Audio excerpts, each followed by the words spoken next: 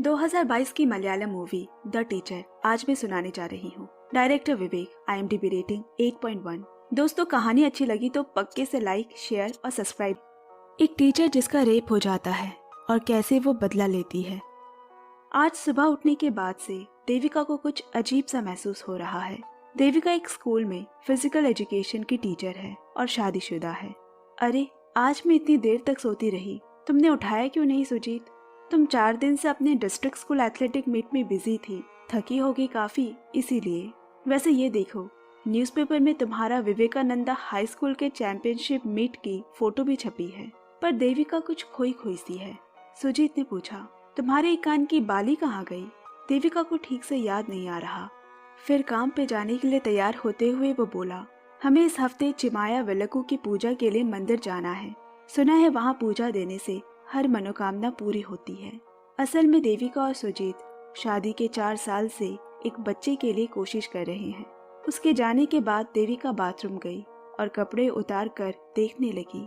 कुछ सही नहीं लग रहा, कुछ समझ में भी नहीं आ रहा।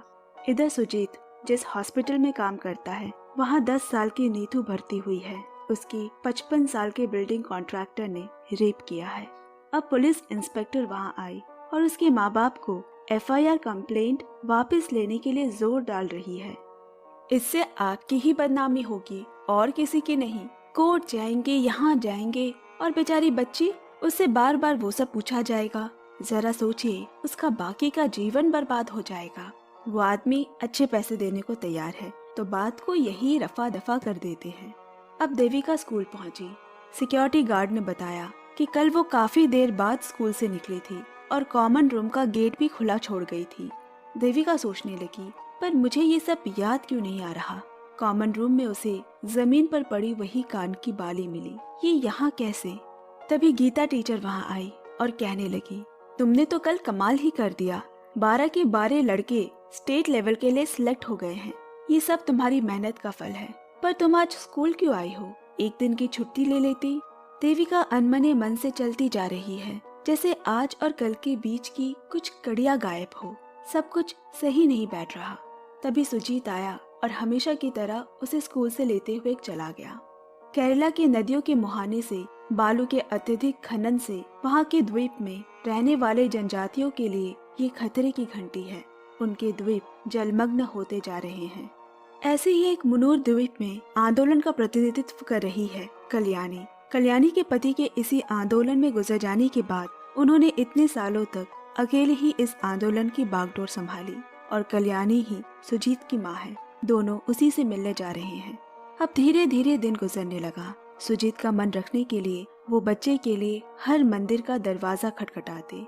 अब देविका भी अपने रोजमर्रा की जिंदगी में गुम हो गई और उस दिन उसे जैसा महसूस हो रहा था वो भूल गई। पर इस बार उसके पीरियड्स मिस हुए तो उसने प्रेगनेंसी टेस्ट कराया और रिजल्ट्स पॉजिटिव आए। यहाँ तक लैब रिपोर्ट भी पॉजिटिव है। उसे तो खुश होना चाहिए। इस खबर का उन्हें कब से इंतजार था, मगर वो खुश नहीं है। उसने गीता मैम को ये बात बताई। तुम क्यों ये सब बेकार की बातें सोच रही हो? तुम्हें तो अभी खुश होना चाहिए। सुजीत को तुमने ये खुशखबरी सुनाई? नहीं, अभी तक नहीं, देविका बोली। घर में सुजीत बार बार उसे पूछता रहता, तुमने दवाई ली, प्रेगनेंसी किट से चेक किया? देविका बस सर हिलाकर हाँ कह देती। सिर्फ उसे ही मालूम है कि उसके अंदर क्या उधेड़ बूंद चल रही है। अगले दिन गीता मैम ने उसे उस दिन के सभी लड़कों की पूरी जानकारी दी जो स्पोर्ट्स इवेंट में शामिल थे। पर स्कूल CCTV पिछले कई दिनों से खराब पड़ा है। मैं अभी भी कह रही हूँ देविका, ये सब तुम्हारा वहम है। अब सुजीत और उसका दोस्त केविन दिन में घर पर शराब पी रहे हैं, पर देविका के आने का वक्त हो रहा है। केविन बोला, तू क्यों अपनी बीवी से इतना डरता है? तेरी ही गलती है, उसे सर पे चढ़ा कर रखा है। मुझसे सीख, मेरी बीवी कभी कुछ कहती ही नहीं मुझे। तभी उसकी नई गर्लफ्रेंड का फोन आ गया और सुजीत कमरे के अंदर सिगरेट ढूंढ रहा है। यही तो छुपाई थी मैंने। ढूंढते ढूंढते उसे देविका का वही प्रेगनेंसी लैब रिपोर्ट मिला। उसे पढ़कर तो उसकी खुशी का ठिकाना नहीं रहा। मैं बाप बनने वाला हूँ। उसकी आंखें नम हो आई। रात में सुजीत इंतजार कर रहा है कि कब देविका उसे ये खुशखबरी देगी, मगर वो बिना कुछ बोले ही सो गई। अगली सुबह फेसबुक में देविका को उन्हीं स्टूडेंट्स में से एक संदीप के बड़े भाई की शादी का कार्ड दिखा, जो उसे उस दिन स्पोर्ट्स मीट में मिला था। उसे वो सारी शक्लें जानी पहचानी लगी। सुजीत से माँ की तबीयत खराब का बहाना कर वो वहाँ के लिए निकल गई। संदीप यहाँ अचानक विवेकानंद स्कूल की स्पोर्ट्स टीचर को देखकर चौंक गया। उससे पूछने पे कि तुम्हारे बाकी फ्रेंड्स कहाँ हैं, वो बात टाल गया। फंक्शन खत्म होने के बाद संदीप उसे बस स्टैंड छोड़ने निकला। रास्ते में वो बोला, हम पिछले 3 साल से स्कूल स्पोर्ट्स मीट जीत रहे हैं और वो पता है क्यों? क्योंकि हमारे स्कूल मैनेजमेंट से एक साठगांठ है। हम 3 साल से फेल होकर एक ही क्लास में हैं। और हंसने लगा। फिर देविका उसे टटोलने की कोशिश करती है। उन दोस्तों से मुलाकात होती है? वो बोला, बस कभी कभी, वो सभी काम करते हैं। और थोड़ा इधर उधर की बातें की उसने। अब देविका ने चालाकी से बैग से अपना फोन निकाला और रिकॉर्डिंग मोड ऑन कर गाड़ी में ही छोड़ गई, ये कहकर कि उसे आगे एटीएम से पैसे निकालने हैं। अब उसने हेडफोन लगाया और प्रार्थना कर रही है, हे प्रभु, ये सब बस मेरा वहम हो, ऐसा कुछ ना हुआ हो। पर जैसे ही रिकॉर्डिंग सुनना शुरू किया, संदीप अपने दोस्त मार्टिन से कह रहा है, सब गड़बड़ हो गई है, हम सब अब फंसने वाले हैं। वो स्पोर्ट्स टीचर याद है, मेरे घर तक पहुंच गई है और बार बार तुम लोगों के बारे में पूछ रही है। नवीन कहाँ है जिसने उसके साथ ये सब किया है? मैं तुम लोगों की वजह से नहीं फंसने वाला। मार्टिन बोला, नवीन कोल्लम में है, वापस काम पे लग गया है, तू क्यों टेंशन ले रहा है? वैसे भी इतने दिन हो गए हैं, ड्रग्स 24 घंटे में ही पूरे बॉडी से निकल जाता है, कोई पकड़ नहीं पाएगा कि उसे बेहोशी में किया गया था। और भूल गया, उसकी वीडियोस और फोटोज भी तो हमारे पास है। एक अकेली टीचर क्या कर सकेगी? देविका खामोश बैठी है। अब वो क्या करेगी? अब आगे क्या? फिर उसने संदीप के फेसबुक फ्रेंड लिस्ट से नवीन को ढूंढ निकाला। देर रात घर पहुंचकर उसने अपनी बहन को सब बताया। ऐसा कोई अपने टीचर के साथ कैसे कर सकता है? देविका उसके कंधे पर सर रखकर खूब रोई। यहाँ सुजीत को देविका के डॉक्टर ने बुलाया कुछ प्रेगनेंसी के बारे में बात करने, और वहाँ जाकर उसे पता चला कि देविका अबॉर्शन करवाना चाहती है। डॉक्टर बोली, मुझे नहीं पता तुम दोनों में क्या बात हुई है, लेकिन कुछ एक चीजें हैं जो मैं बता देना चाहती हूँ। 4 साल के लंबे वक्त और दवाइयों के बाद ये पहला बच्चा है। अगर तुम अबॉर्शन करा लोगे तो आगे चलकर फिर से बच्चा लेने में परेशानी आ सकती है। मगर सुजीत को तो यही नहीं समझ आ रहा है कि देविका ऐसा क्यों करेगी।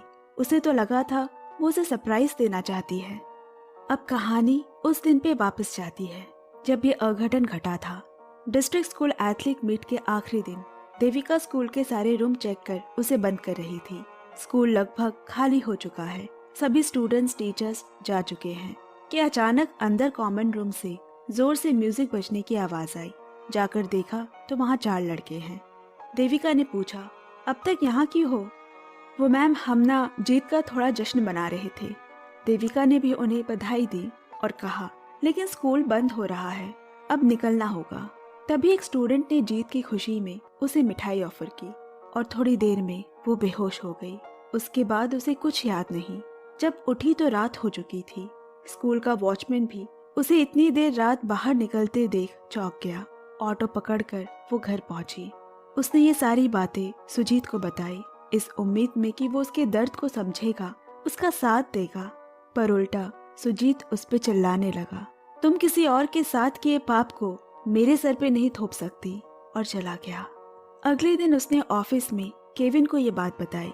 सुनकर वो बोला, इन बीवियों को ना घर से बाहर निकलने ही नहीं देना चाहिए।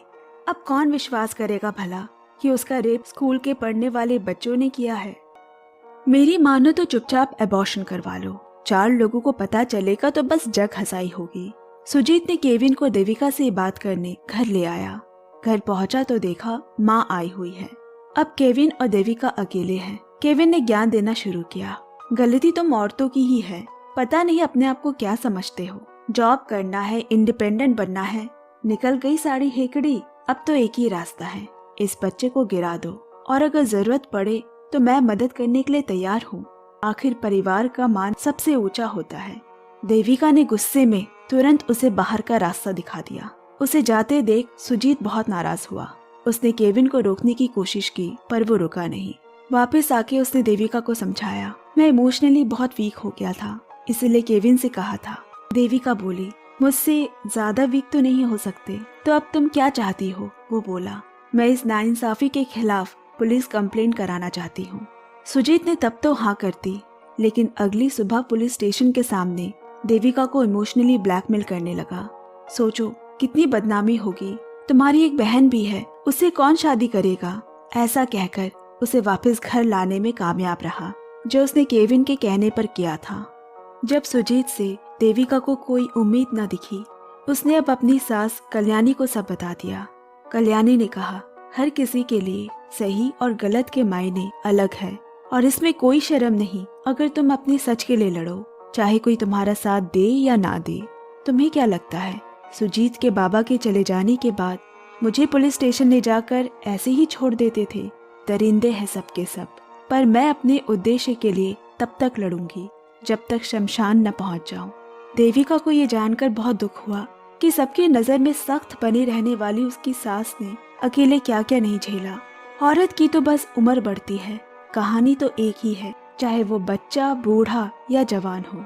अगली सुबह देविका जा चुकी थी। कल्याणी ने सुजीत से कहा, मुझे देविका सब बता चुकी है। सुजीत ने कहा, आपको पता है कितनी बेइज्जती होगी हमारी समाज में, लोग थू थू करेंगे। मैं पुलिस कंप्लेंट कराने नहीं जाऊंगा। ये सब इसीलिए हुआ क्योंकि वो बाहर नौकरी करने गई, घर बैठी रहती तो नहीं होता। 4 लड़कों ने उसे बेहोश कर उसकी इज्जत लूट ली और तुझे देविका गलत लग रही है। अब तुझे कुछ नहीं करना होगा, जो करना है वो खुद कर लेगी। आज तेरे बाबा जिंदा होते तो अपने बेटे के मुंह से ये बात सुनकर वापस जमीन में गड़कर मर जाते। तू मेरी कोख से जन्म ले ही नहीं सकता, फिर कभी मुझे अपनी शक्ल मत दिखाना। अब सुजीत ने देविका को फोन किया। उसकी माँ ने फोन उठाया और कहा उसका अबॉर्शन चल रहा है। ये सुनकर सुजीत ने चैन की सांस ली। ऐसा लग रहा है द्वंद्व केवल देविका और उन 4 लड़कों के बीच नहीं, बल्कि पूरे समाज के स्त्री और पुरुष के बीच है।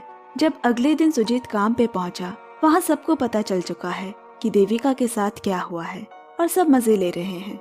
उस दिन सुजीत समझ गया केविन दोस्त की शक्ल में एक सांप है जिसका एक दिन डसना तय था। देविका कुछ दिनों से अपने माँ के यही रह रही है। एक दिन उसे मिलने अजमल आया। कितने साल हो गए हैं उसे मिले। एक समय में वो अजमल के पिता की सबसे प्रिय स्टूडेंट थी। अजमल बोला, दीदी मेरे पिता बुरे इंसान नहीं थे, बस ये है कि सच की लड़ाई में वो अकेले रह गए। एक दिन एक गुंडों का दल उस्मान के बेटे को मारने आया। मेरे पिता ने उसे बचाया और खुद इस दलदल में फंस गए। फिर उनका एनकाउंटर कर दिया गया। अब तक देविका को ये सच मालूम नहीं था और वो उन्हें गलत समझती आई थी। उसने अजमल को गले लगाकर रोई। अब जाकर देविका को अपनी सास की कही बात समझ आई कि हर किसी के लिए सही अलग होता है और उसके लिए खुद ही खड़ा होना पड़ता है। अजमल ने उसे अपने पिता और देविका के पहले गुरु का एक तोहफा दिया, जो इस कमजोर वक्त पे देविका के लिए एक उम्मीद बनकर आया। उसे एक फोन आया। वो अभी कोची में है, कल आना है। अगले दिन ट्रेन से वो एक रेस्टोरेंट पहुंची जहां नवीन काम करता है। अचानक देविका को वहां देख वो थोड़ा चौंक गया। देविका बोली, मैं एक टीचर के सेमिनार के लिए आई हूँ, पास ही एक हॉस्टल में ठहरी हूँ। अच्छा हुआ तुम मिल गए। ये शहर नया है तो अगर तुम थोड़ा टाइम निकाल पाओ तो मुझे अच्छा लगेगा। यहाँ देविका जानबूझकर नवीन को मौका दे रही है अपने करीब आने का। उसके जाने के बाद एक आदमी उसके पास आया। देविका बोली, हाँ भाई ये वही है। उस आदमी का नाम विनोद है। उसने कहा, चिंता मत करो, अब वो मेरे इलाके में है, तुम निश्चिंत होकर घर जाओ। फिर एक आदमी के बाइक पे बैठकर वो चला गया। शाम को वो वापस आया, पूरी तरह नशे में है। पहले तो देविका नाराज हो गई। उसे मालूम नहीं था कि वो ऐसा आदमी है, मगर नशे में भी उसने देविका के साथ किसी भी तरह की बदतमीजी नहीं की। विनोद को दरअसल देविका की सास कल्याणी ने भेजा है अपनी बहू के काम को अंजाम देने के लिए। कल्याणी माँ के बहुत उपकार है मुझ पर, उन्हें बहुत मानता हूँ मैं। उनका हुक्म सर आंखों पर। तुम फिक्रमंद रहो, मैं सब ठीक कर दूंगा। अगली सुबह देविका पहुंची जहां उसने नवीन को अकेले बुलाया है उसे पकड़वाने के लिए। इधर सुजीत कितने समय से लगातार देविका से कांटेक्ट करने की कोशिश कर रहा है। खबर न मिलने पर वो अपनी माँ कल्याणी के पास गया। पहले तो कल्याणी ने उसकी बातों का कोई जवाब नहीं दिया, और गुस्से में उसे एक थप्पड़ भी मारा। लेकिन माँ का मन है पिघल गया। रोता हुआ सुजीत को उसने गले से लगा लिया। अब यहाँ नवीन ने दरवाजा खोला। देविका को देखकर वो बड़ा खुश है। देविका बोली, कुछ भी शुरू करने से पहले मैं वॉशरूम से आती हूँ। और अंदर जाकर विनोद भाई को फोन करने लगी, पर उसका फोन ही नहीं लग रहा। थोड़ी देर बाद वो बाहर आई और कमरे में आते ही नवीन उसे जबरदस्ती करने लगा, जिसका प्रतिरोध भी देविका नहीं कर रही, क्योंकि उसे तो उसके बचाने वाले का इंतजार है। फिर अचानक नवीन ने उसे एक जोर का थप्पड़ मारा और पीछे से सारे लड़के जो इसमें शामिल थे वो सब बाहर आ गए। उन सबको एक साथ वहां देख देविका चौंक गई। संदीप बोला, तुझे क्या लगा कि तू नवीन को फंसा लेगी? हम सब यहाँ क्या बेवकूफ बैठे हैं? चल एक डील करते हैं। ये रहे तेरे सारे वीडियोस और फोटोज, हम इसे डिलीट कर देंगे। तू भी किसी को कुछ नहीं बताएगी और हम भी अपना मुंह बंद रखेंगे। हिसाब बराबर, वरना पता है ना ये वीडियो ऑनलाइन में लाखों में बिकते हैं। फिर नवीन ने उसके गाल में किस किया और कहा, अब तू यहाँ से जा और कभी हमें शक्ल मत दिखाना। देविका दरवाजे तक गई, पर बाहर निकलने के बजाय उसने कुंडी लगाया और वापस आई। बहुत इंतजार कर लिया उसने कि कोई उसे बचाने आएगा, कोई उसका साथ देगा, उसकी रक्षा करेगा। वो आज और कल भी हमेशा अकेली ही रहेगी। उसे अपने लिए खुद लड़ना होगा। वो एक फिजिकल एजुकेशन की टीचर है, सेल्फ डिफेंस उसे आता है। अजमल के पिता से ही उसने ननचाकू चलाना सीखा है। वो ही उसके पहले गुरु थे। उस दिन अजमल उसे यही देने आया था। आज देविका सब पर भारी पड़ेगी। औरत को प्रेम की मूर्ति, बलिदान की मूर्ति कहा जाता है, मगर आज वो दशाभुजा दुर्गा है, चंडी काली है। डर कर वो लोग भागने लगे तो सीढ़ियों पे विनोद बैठा हुआ है। अरे बच्चों, क्या हुआ? क्लास खत्म तो नहीं हुई अभी? चलो चलो क्लास में वापस। और अंत में नवीन को उसके किए की सजा मिली। ये सब नजारा देख रिसेप्शन वाला पुलिस को फोन करने नीचे भागा। विनोद के साथ जो आदमी रहता है वो सामने ही बैठा है और वो बोला, मैं ही पुलिस हूँ। वो आदमी चुप से वही खड़ा रह गया। आज उन लड़कों को वो सबक मिला है जो किसी क्लास में नहीं दी जा सकती, मगर अमल वो इस पर जिंदगी भर करेंगे। कल्याणी का फोन आया। एक औरत जब दूसरी औरत का दर्द समझे, उसका साथ दे, तो वाकई में उन्हें मर्द का मुंह ताकने की जरूरत नहीं पड़ेगी। कुछ हफ्ते बाद देविका आखिरकार सुजीत से मिलने के लिए राजी हुई। सुजीत उसे वापस ले जाने आया है, मगर सच तो ये है कि वो घर अब घर जैसा नहीं लगता। तो फिर किसके पास लौटे वो? कुछ फैसले हमारे अंदर का डर खत्म कर देते हैं और नई रोशनी दिखाते हैं। शायद तुम मानो या ना मानो, वो रोशनी ही अब मेरी एकमात्र उम्मीद है जीने के लिए। देविका बोली, तो मुझसे मेरी उम्मीद मत छीनो। और हाँ, बच्चा अभी भी मेरी कोख में है, मैं इसे नहीं मारूंगी। सुजीत चौंक गया और कहानी यही खत्म हो जाती है। पसंद आए तो प्लीज लाइक, शेयर, कमेंट, प्यार पक्के से देते रहे। Bye bye, take care and love you.